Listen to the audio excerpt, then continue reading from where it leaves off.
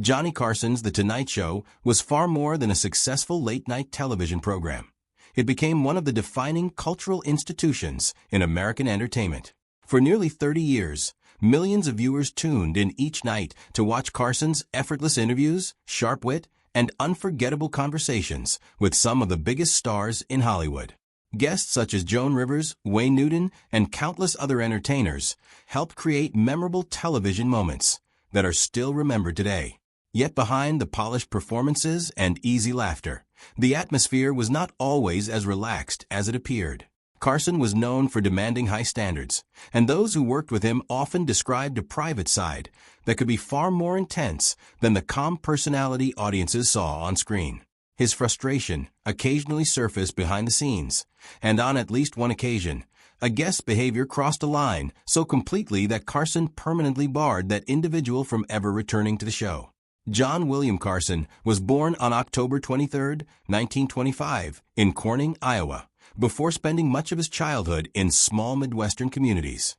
Eventually, his family settled in Norfolk, Nebraska, where his lifelong fascination with entertaining first began to take shape. When he was around 12 years old, he discovered a book on stage magic, an event that sparked an enduring passion for performing. He quickly learned card tricks and sleight-of-hand routines, astonishing relatives and neighbors with his growing talent. Recognizing his enthusiasm, his mother even made him a magician's cape, encouraging his hobby. By the age of 14, he was performing professionally under the stage name The Great Carson, earning a few dollars for each appearance and gaining valuable experience in front of live audiences. After graduating from high school, Carson dreamed of finding opportunities in Hollywood, although his early adventures were not without mishaps. One well-known story from his youth involved receiving a fine after pretending to be a naval midshipman, an incident that later became part of the colorful stories surrounding his early life. His ambitions were temporarily interrupted by World War II. In 1943, Carson entered the U.S. Navy through the V-12 Navy College Training Program, eventually becoming an ensign. He served aboard the battleship USS Pennsylvania, where his responsibilities included decoding encrypted communications. Even while serving in the military, his competitive spirit emerged in amateur boxing, where he reportedly compiled an impressive undefeated record during shipboard competitions. Carson also continued practicing magic, once entertaining Secretary of the Navy James Forrestal with an impromptu performance. According to accounts of the encounter, Carson explained that he hoped to become a professional magician after leaving the service, and his quick demonstration reportedly impressed the secretary. Following the war, Carson used the educational opportunities available to veterans by enrolling at the University of Nebraska-Lincoln. Although he initially studied journalism because he hoped to become a comedy writer, he soon realized his true interests lay in broadcasting and performance. He changed his focus to speech and drama while continuing to study the mechanics of comedy. His senior project explored techniques for writing humorous material for radio, combining recorded comedy sketches with explanations of why certain jokes worked. Carson completed his studies in only 3 years, earning a degree in radio and speech along with a minor in physics, reflecting both his creative and analytical interests. Carson began his broadcasting career in Omaha, Nebraska, in 1950, working for WOW Radio and Television. His morning television program, The Squirrel's Nest, quickly displayed the qualities that would later make him famous. Mixing satire with current events, he entertained audiences while poking fun at local politics. One memorable segment featured Carson humorously interviewing pigeons gathered on the courthouse roof, using the sketch to comment on political issues in a playful but pointed way. His unique style attracted attention beyond Nebraska, and a fortunate connection eventually opened the door to Los Angeles. In 1951, he joined CBS-owned station KNXT, where he created Carson Cellar, a low-budget sketch comedy series that showcased his writing ability and comic timing. His work soon impressed established comedians, including Red Skelton, who hired Carson as one of his writers in 1953. Carson's reputation grew even further after an unexpected opportunity the following year. When Red Skelton was injured shortly before a live broadcast, Carson stepped in with little preparation and successfully entertained the national audience. The performance demonstrated his ability to remain calm under pressure, a quality that became one of his greatest professional strengths. Comedy legend Jack Benny also recognized Carson's remarkable talent. During a guest appearance, Carson jokingly imitated Benny's famous style and humorously accused the veteran comedian of copying him instead. Benny appreciated the playful confidence and later spoke highly of Carson's enormous potential. Throughout the 1950s, Carson continued building his career by hosting several television programs, including the game show Earn Your Vacation and the variety series The Johnny Carson Show. By the early 1960s, NBC was searching for someone capable of leading The Tonight Show, which had previously been hosted by Steve Allen and later Jack Paar. Carson had already become widely known through his work on the quiz show Who Do You Trust, where his quick wit and natural rapport with contestants made him one of television's most popular personalities. Despite NBC's interest, Carson initially hesitated, hosting a live program for more than 100 minutes every weekday, while interviewing celebrities and entertaining a nationwide audience seemed like an overwhelming responsibility. Several prominent entertainers, including Bob Newhart, Jackie Gleason, Groucho Marx, and Joey Bishop, had reportedly declined the position before NBC ultimately convinced Carson to accept it. Because Carson still had several months remaining on his ABC contract, he could not begin immediately. During the transition period, guest hosts such as Groucho Marx, Merv Griffin, Jerry Lewis, and Donald O'Connor kept The Tonight Show on the air until Carson officially debuted on October 1, 1962. His early months were challenging, and he openly questioned whether he could successfully carry the demanding format. However, as his confidence grew, Carson transformed late-night television. His relaxed interviewing style, impeccable comedic timing, and remarkable ability to make every guest feel comfortable soon became the standard against which future talk show hosts would be measured. Acclaimed filmmaker Billy Wilder later praised Carson's unique appeal, observing that he had an extraordinary ability to entertain everyone, from night shift workers and insomniacs to viewers preparing for another early morning, making him one of the most beloved personalities in American television history. Johnny Carson's role on The Tonight Show went far beyond introducing celebrities or reading jokes from cue cards. Night after night, he carried the responsibility of making every guest entertaining, regardless of their personality or experience in front of an audience. Comedy legend Carl Reiner once compared Carson's job to being both a nurse and a surgeon, explaining that he had to repair awkward interviews and keep the energy alive in front of millions of viewers without a safety net. That ability became one of Carson's defining strengths. Rather than simply hosting a television program, he transformed The Tonight Show into a polished institution that established the blueprint for modern late-night television. His longtime partner Ed McMahon became famous for introducing him with the unforgettable words, "Here's Johnny," while Doc Severinsen and the NBC Orchestra added the musical identity that audiences instantly recognized. Every episode followed a familiar rhythm, beginning with Carson's monologue, where he mixed current events with witty observations and perfectly timed punchlines. Even when a joke failed to land, he never appeared uncomfortable.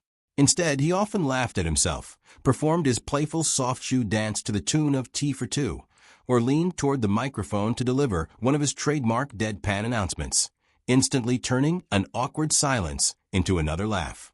Small gestures, such as his relaxed imaginary golf swing, became signature trademarks that viewers looked forward to every night, and fellow comedians occasionally parodied them as a tribute to his influence. The program's instantly recognizable opening theme, later known as Johnny's Theme, had an interesting history of its own. Composer Paul Anka adapted it from an earlier composition, and Carson even wrote lyrics for the melody, although they were never performed on the show. Because of that contribution, Carson received a share of the song's performance royalties throughout the decades it remained in use. Remarkably, the same theme accompanied the program from his debut in 1962 until his emotional farewell broadcast in May 1992. During those 30 years, The Tonight Show also experienced an important geographic shift. Originally produced from NBC studios in New York City's Rockefeller Center, The show relocated to Burbank, California, in May 1972. Moving closer to Hollywood made it significantly easier to attract the biggest movie stars, musicians, and entertainers, strengthening the program's position as television's premier late-night destination. As Carson's influence continued to grow, so did his authority behind the scenes. By 1980, he negotiated a schedule that reduced his appearances to 4 nights each week, leaving Mondays to guest hosts, while episodes continued to be taped in Burbank before being transmitted across the country for late-night broadcasts in different time zones. By the late 1970s, The Tonight Show starring Johnny Carson had evolved into one of the most valuable properties on American television. Its enormous popularity generated substantial advertising revenue for NBC and made Carson one of the network's most indispensable stars. When he unexpectedly announced that he was considering stepping away from the program in 1979, executives quickly entered negotiations to convince him to remain. The resulting agreement reshaped both the show and Carson's workload.